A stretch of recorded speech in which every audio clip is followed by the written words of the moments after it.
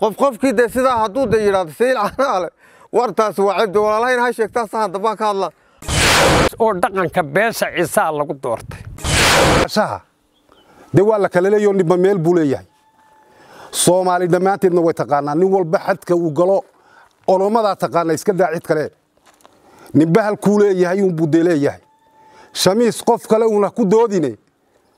meesha aad leedahay ka hadal halka aad matashana ka hadal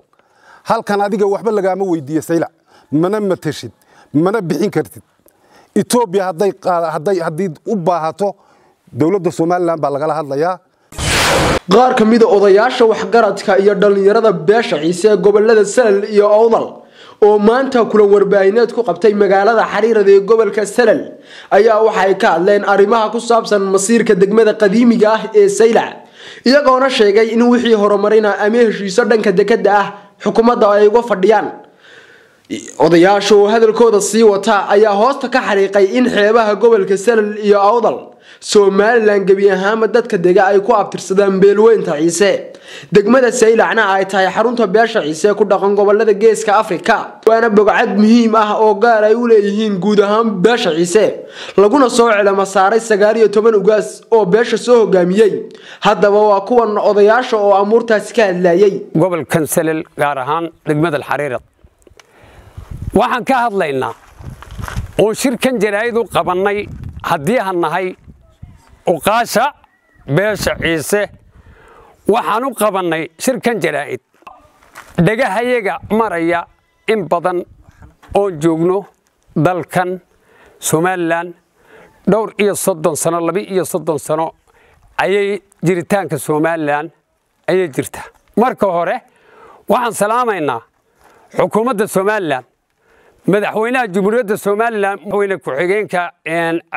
Cabdiraxmaan Ismaaciil Saylici golaha baarlamaanka waxaan halkan kale ka salaamaynaa baaq u direynaa golaha guurtiga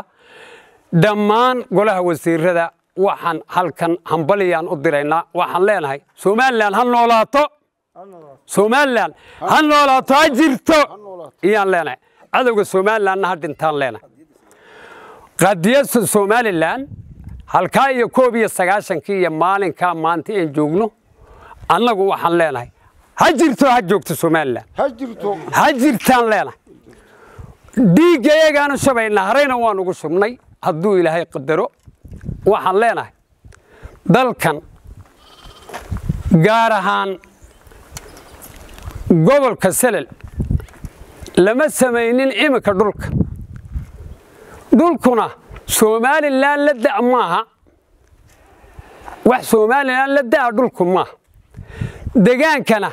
Soomaali meel kasta oo joogto cid kasta halkay degto waa la yaqaanaa degaankuna degaan la socda dadka iminka soo baxay Soomaaliland ku soo baxay degaanku lama socdo degaanku waligii buu jiri jiray ilaa ka jad degmada Saylac gobolka Awdal horta halku ka yimid Saylac buu ka yimid waa magac waxa Awdal imka jiritaanka ummadda Ciise rugta Ciise dhaqanka Ciise waa degmada Saylac sababtoo ah Soomaali iyo cid kasta oo joogto waxay ogtahay degmada Saylac waxay ahaan jirtay dadku inay been horta inay xishoodaan baa loo baahan dadku horta inay xishoodaan beesha Ciise waa wax jira waa beel ballaaran waa beel meel kasta Ethiopia ku nool Djibouti ku nool Soomaaliland ku nool waxay ka xishoonayso inay dadka kalena ka xishoodaan baa loo baahan yahay oo dadku jiritaanka in la dawro dadnimadana la dawraa loo baahan yahay laga xishooda hadallada degmada Saylac waxa weeye golaha dhaqanka ee beesha Ciise weey taariikh lama ilaawana oo isqarinin oo beesha Ciise ay leedahay ayay tahay degmada Saylac sababtoo ah 19 ugaas oo dhaqanka beesha Ciise lagu doortay dadkan iminka Saylac sheeganay 19 ugaas markii la dooranayay xaggay ku maqnaayeen ee iminka saylac annagaa lahayn iyo waxbaa sida war dadku mayna isla yaabeen loona xishoonayn war annagu hargeysa ma sheegan boorama ma sheegan meelaha kale ma sheegan somalilan baan ogol lahay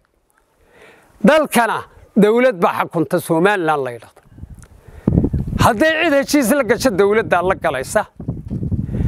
hadday dekada karaynaysa dawladdaa la galaysa annagu waxaan leenahay waxaan uga dambaynaa beesha ciise haddaan nahay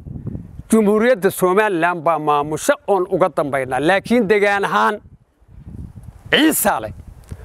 19 ugaas baa lagu doortay kuwan afka ka sheeganay war mayna isla yaabin horta miyaanad isla yaabin xishoonin oo dadnimada eegay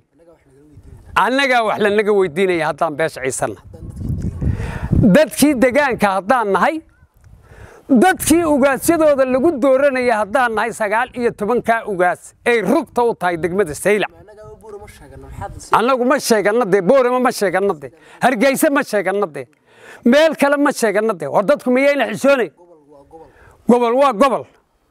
cid waliba meel bay leedahay oo ku abtirsataa annagu saylac baan beesha ciise haddaan nahay ku abtirsanaa marka waxaan leenahay war annagu halkaa dhaafi mayno cid cambaarayn mayno cidna caayi mayno waxaan leenahay war xishooda saylacna timir qabri taalla maahine waa golaha beesha ciise ee dhaqanka waxaan leenahay xishooda oo isla yaaba waxaan ka bilaabayaa oo qula xildhibaanka yar ee ina abiib leeyahay waxa weeye waa ina yar wuxuu kala garan laayahay halkuu ka soo baxay iyo halkuu leeyahay ma kala garanayo waxa weeye wuxuu ka dhax ooyi jiray baarlamaanka maanta baarlamaankii waxaan noqday saylac waxaan leeyahay war dib iskugu noqo xisho odayaasha ka waaweyn adeeradaaya warayso dib ugu noqo taariikhda dib u raac lahaashuhu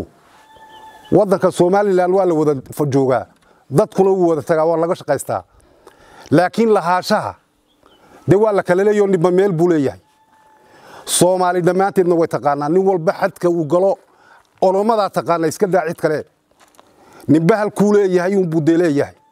shamiis qof kale una ku doodine meesha aad leedahay ka hadal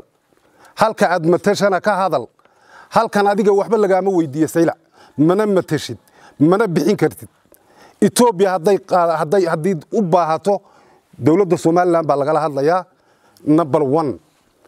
hadday soo dhaafto Ethiopia la yiraahdo gudoomiyaha baarlamaanka Ethiopia ninka u sanay ninka ku xigay waa Ciise waana kii saylac lahaa adigu ma matashid ina yar baa tahay oo intaada baarlamaanka kula noqo saylac ka hooyo ayaan kula yahay anigu halkaas kaga baxaya ummadda kalena way maadsan tahay sabarnoonka kale odayada kale ceeb male kan yarise waa dheeri maalin walba fitan iyo xiin baarlamaanka uu ka wado ayaan daawan jirnay wal ma hadalkii baa ka dhamaado saylac galay halkaas kaga baxaya walaalkayow dib u noqon leh taariikhda dib u raac la weydiin maayo gobolada awdal iyo waxaas la weydiin maayo saxiixeeda haday cid saacaysa dawladda ayaa horta u talaya dadka deegaanka ka soo jeeda beesha ciise iyo u tala sidii barbaro loo kala saxdo kale ciise muuse kale dhiibartaas ayaa la isweydiiyay qoladii waagi dekadaas ayaa la isweydiiyay marka wax u dhaxeeyo deegaanka iyo dawladda u tala taas wixii gobolka awdal waxba la weydiin maayo marka dadkan qofkani sidii burfuusole saylacdahay buruftahay war meeshu waxa la leeyahay timir xawaal taala maahin meeshu dad ba iskale lan u baasaylax gelnikan ba hadalku dhigaha iyagoo ku badnaa madabadaada ma gudahaada uu nagu badnaa dadku ma wala dhanna dadka awdal oo dhan uma dhanna waa qof buruftaawnayo umada kicinaya marka saasna ma fiicna hadii cid la kala saxanayo hadii kalaba dadka deegaanka beesha ciise iyo dawladda u taala waxaasi wax markaa wada sidii barbarawn xeerka weey kolkii hore xagga sare u baad u jeedaysay kolkii golaha la fasaxayna saylac iyo hado meesha saylacduna halkii aad ku dhalatay maanta ma ruqi horta meeshu ma saylacna ma aragba inaan kuuba jawaabna horta xaaraana hadalkana waa sidii hore loo dhameeyay war dadka ree awdalna waxaan leenahay gobolkiina uu lamid yahay imka walaalahay booramay galaan adeeraday booramay galaan ma sheegtaan dee saylac mooyaane sheegtaan awdal ma sheegtaan way iska degayin qofkii dee sidaa hadduu dee yidhaahdo saylac anaale wartaas waa cibdi walaalahayn ha sheegtaan sahan dambaan ka hadlaan sahan dambiyo adeerka iyo booramay wala degan guryaha ceeleeye ciga jaamac